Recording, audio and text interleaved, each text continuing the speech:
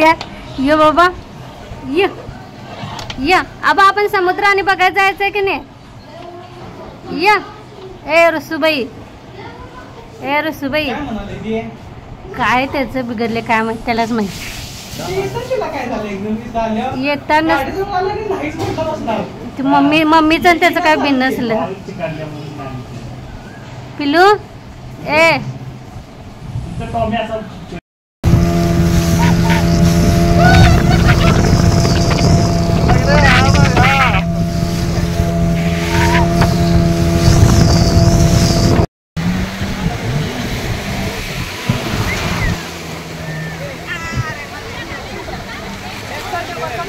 Hello नमस्कार, मी प्रतिभा तुम्हा सर्वांचं स्वागत करते आपल्या चॅनलवर ज्याचं नाव आहे ब्लॉगर परी. तर तुम्हाला आजचा दिवस खूप छान सुंदर जाऊन तुमच्या मनातील सर्व इच्छा पूर्ण होत. तर इथे ना आम्ही तारकर्ली बीचवर समुद्रात खेळल्यानंतर ना थोडंसं खेळलो आणि मध्येच आम्ही इथे बोट ड्राईव्हला आलेलो आहे. कारण नंतर ते कधी 5 का 5:30 नंतर सगळं बंद करतात वाटतं बोटिंग वगैरे. त्यामुळे आम्ही इथे तर पहिल्यांदा बसायला आलेलो आहे. थोडंसं आम्ही मस्तपैकी असं फिरून आलो समुद्रातून.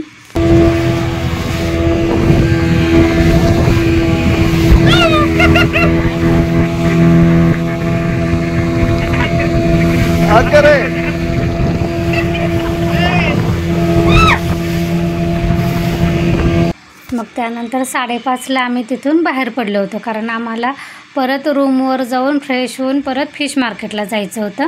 कारण काहीतरी तिथे 5 नंतर लिलाव असतो माशांचा, त्यावेळी मासे चांगले भेटतात असं आम्हाला ऐकण्यात आलं होतं. त्यामुळे आम्ही रूममध्ये गेलो, आवरलं आणि त्यानंतर फिश मार्केटला गेलो. तिथून फिश आणले, कोळंबी आणि सुरमई आणली होती. त्यानंतर आम्ही करायला दिली होती. हे बघा त्यांनी करी केली होती. थोडंसं सुरमईचे तोंड, ते म्हटले सुरमईची करी ना चांगली नाही लागत. पण त्यांना आम्ही जाताना विचारून गेलो होतो कुठले मासे खायला चांगले.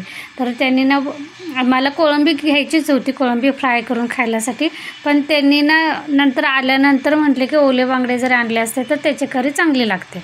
तर आम्ही काय आणले नव्हते. त्यामुळे ना सुरमईचे जे तोंड वगैरे असतात ना ते तोंड काय कोणाला खायला येत नाहीत. त्यामुळे ना आम्ही त्याची करी बनवायला सांगितली आणि जे दुसरे पीस होते ना ते फ्राय करायला सांगितले आणि कोळंबी फ्राय करायला सांगितली होती. तर छान त्यांच्या कोकणी पद्धतीने त्याने बनवून दिली होती. त्यानंतर ना तुमचं भात आणि चपाती जे काय असेल ना ते त्यांचं प्लेटवर असते. आणि फक्त मासे करायला किलोवर असतं. किलो मागे 400 रुपये घेतात ते. आतमध्ये या, आतमध्ये बस की त्यांना तिकडे हे असं नाही बसायचं, समोर थोडं तोंड करून बसा. असं उलटं सुलटं बसू नका. तिथे चला, तिथे चला, मागं जा बसा. हां तिथे बसा. तुम्ही बसा तिथंच. चला या, बस इथे मागे या. तुम्ही बसा तिथे, मग इथे या.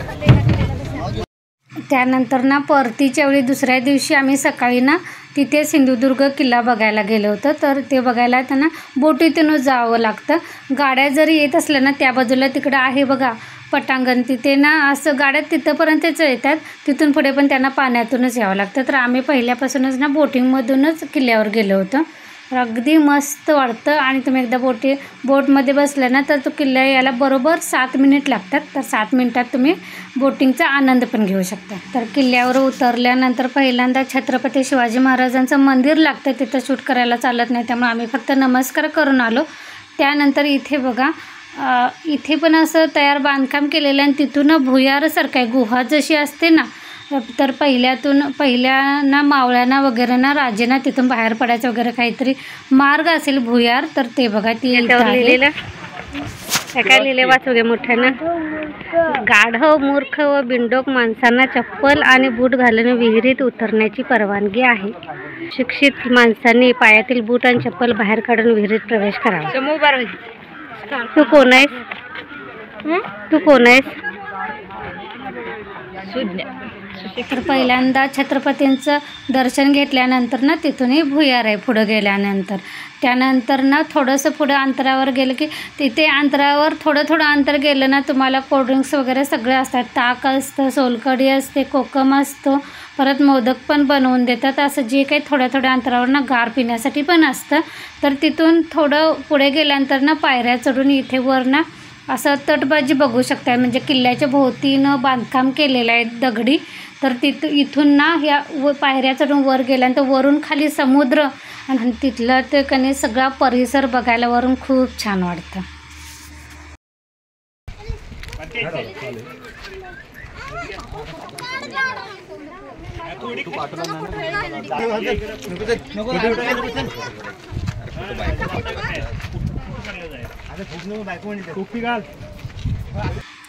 याच्या पुढे पण ते बघा असे कट्टे दिसतात ना, तर तिथंपर्यंत पण जायला येते. जर तुम्ही जायचं असेल तर जाऊ शकता. पण आमच्यासोबत लहान मुलं असल्यामुळे की नाही पोरं कंटाळले होते, बास म्हणाले. त्यामुळे आम्ही तिथूनच ना माघारी फिरलो होतो. नाहीतर तिथून बरोबर किल्ला फिरायला ना 2 ते 2.5 तास लागतात बरोबर, पूर्ण किल्ला जर तुम्हाला फिरायचा असेल तर आम्ही 1 तासाभरातच आम्ही माघारी फिरलो होतो. कारण पोरं कंटाळली होती आणि ऊन पण होतं, कारण आम्ही सकाळच्या वेळेला गेलेलो ना, त्यामुळे गरमी जास्त होती. आणि वर जसं समुद्र सोडून किल्ल्याच्या आत जाईल ना तसं गरमी जास्त वाढत होती. त्यामुळे आम्ही थोडंसं फिरलो आणि तासाभरात माघारी फिरलो.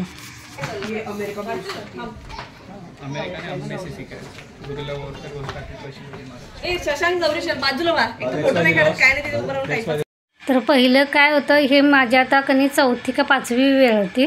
तर पहिलं कसं असायचं, ज्या बोटमधून आपण आलेलो असायचं ना तर तिथे टायमिंग द्यायचं 1 तासाभरात या. तर ती बोटवाली ना आपण येईतोपर्यंत थांबायची, म्हणजे ज्या बोटीतून गेलेलं असायचं त्याच बोटीतून परत यायचं. पण ह्यावेळी तसं नव्हतं. फॅन दाखवा. काही लोक तासाभरात येतात, काही 15 मिनिटात येतात, काहींना 2-2.5 तास लागतात. त्यामुळे त्यांनी ना त्यांच्या थोडंसं बदल केलेला, म्हणजे जे लोक तिकडे दाखवायचे आणि येताना ना कुठल्या पण तुम्ही बोटीतून येऊ शकता. त्यामुळे असं नाही की तुम्ही बाकीच्या लोकांसोबत तासभर ते फिरतात तर आपण पण तासभरच फिरावं असं काही नाही. तर त्यानंतर येताना आम्ही कुमकेश्वर केलं होतं, कारण त्याच रोडला होतं येता. तर कुमकेश्वर, कारण एक मंदिर तर आम्हाला बघायचंच होतं म्हणून. तर हे कुमकेश्वरला यायचं काय आमचं अगोदर ठरलेलं नव्हतं. येताना आम्ही ठरवलं की जाता जाता कुमकेश्वर करायचं. तर तिथे ना महादेवाची पिंडी आहे. तर तिथे पण समुद्रकिनारा आहे. जर तुम्हाला तिथेही समुद्रकिनारा खेळायचं असेल तर खेळू शकताय. त्यानंतर थोडंसं तिथं ना खाली असे 2-4च दुकान आहेत. तर तिथे थोडंसं फिरलो आम्ही, काय भेटते काय बघत. आणि त्यानंतर मग आम्ही परतीच्या प्रवासाला लागलो, कारण आम्हाला कोल्हापुरात ना लवकर पोहोचायचं होतं. कारण जास्त रात्रीचा वेळ झाला की कसं ड्रायव्हिंग करणाऱ्यांना पण त्रास होतो. त्यामुळे अंधार पडायच्या अगोदरच आम्हाला पोहोचायचं होतं.